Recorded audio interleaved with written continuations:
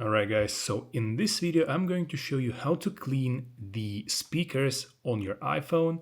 They're located right here at the bottom of your phone. Okay, so the best method to clean the speakers would be to use a special sticky wax, which I understand that not everybody has at home. So we will be using what you certainly have. So the best second thing would be to use something like this, a small brush that comes with a lot of different devices. And if you don't have anything like that, you can also use a regular toothbrush.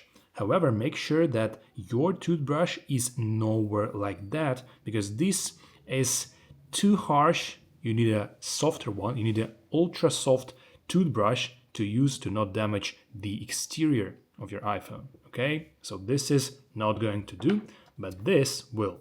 So the first thing, what you want to do is to simply, very gently work around the speakers. Try to remove all the dust. You can see how dusty they were. I'm not sure if the focus shows. However, you can see they were much dustier. And now the situation kind of improves. Okay. Try to be gentle, not to damage the exterior of your iPhone. Okay. Do this for as long as needed. It may take a couple of minutes to properly clean from all the dust and dirt, depending on how often you do this. Okay.